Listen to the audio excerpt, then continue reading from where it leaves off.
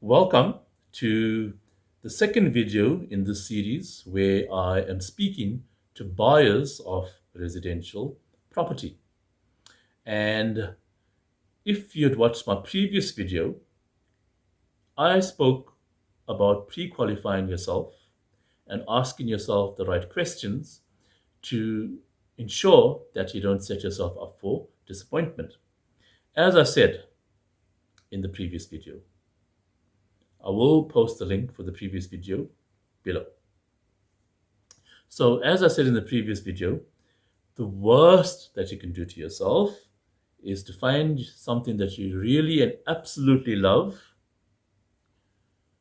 only to find that you don't qualify for the bond, or the bond repayments are too high, or you don't have money for those bond costs.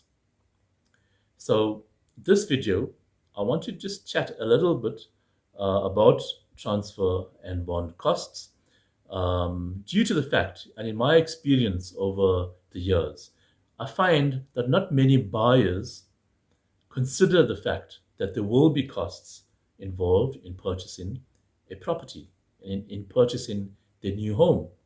And consequently, they fail to plan for these costs. So I'm hoping that it will give you some insight as to why you have to pay for these costs. I have many buyers who query the necessity of these costs, or the need for these costs. Now, simply put, each step of the transfer process incurs costs, and someone has to pay for those costs. Now, while the seller has his own set of costs in this transaction, that is, in terms of estate agent's fees, in terms of his own bond cancellation costs, and compliance certificate costs, and whatever other costs attached to the sale of a property, that's the seller's responsibility. But in terms of the actual transfer costs, the buyer is responsible for that. And if that's the buyer, if the buyer is taking a bond, then the buyer is responsible for the bond costs as well. So in this whole process, the transferring attorney will be responsible for liaising with the parties, and where applicable as well as the bond registration attorney, to enable the transfer of the property onto the name of the buyer. And where the buyer is buying with a bond, with a mortgage bond, then the transferring attorney will request for guarantees from the bond attorney. And upon receipt of those guarantees, then only will he proceed with the transfer process. Now, the buyer will be called upon to pay his transfer costs to the attorney, which will also include the transfer duty payable to SARS. Now, this is all payable to the transferring attorney. Often, many buyers confuse the terminology. They confuse the terms transfer duty and transfer costs. Now, what is transfer duty in this whole transaction?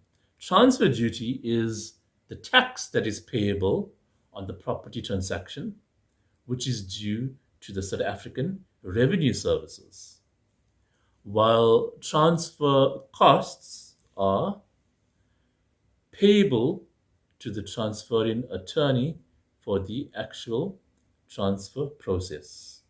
And transfer costs are the total costs, which also includes the transfer duty.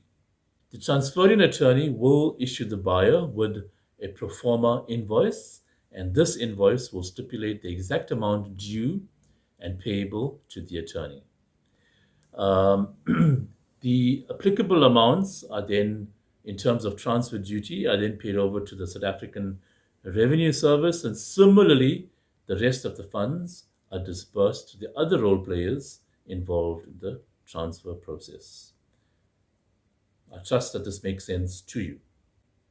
Where the buyer has opted to buy the property via a mortgage bond, then there's mortgage bond costs applicable, or simply put, bond costs applicable in the purchase of that property. And the bank that granted the bond will nominate an attorney from their panel, um, and that specific attorney will then liaise with the buyer, and they will draw up the bond documents and call upon the buyer to come forward and pay the bond costs, as well as sign the bond documents. And once that's done, only then will those attorneys give a guarantee to the transferring attorney. Quite often, you'll find that for the signing of documents, with both attorneys, with the transferring attorney as well as the bond attorney, they make it quite easy nowadays. Often enough, if you cannot go to them, they will send one of their representatives to you. But that's totally up to that specific attorney and whether they offer that kind of service.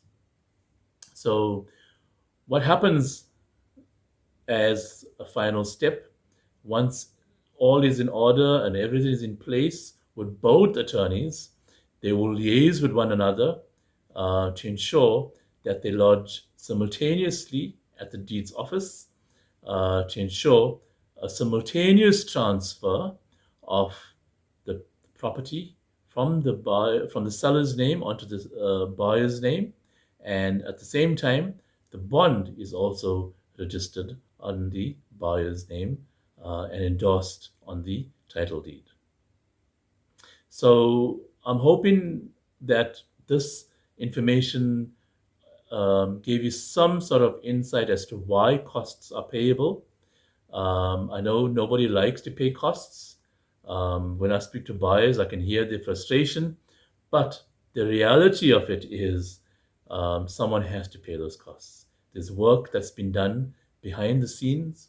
As you can see, there's two sets of attorneys involved in the process, as well as SARS involved in the process, the South African Revenue Service, as well as body corporate, as well as the local municipality. So those costs are not going to go away because there's lots happening behind the scenes. Those costs are incurred, and ultimately the buyer is responsible as he is now taking transfer of that property from the seller onto his name. I'm hoping that you enjoyed watching this video, and if you found some value in this video, please like it. Click the like button, press the like button, and can you please also subscribe to my channel?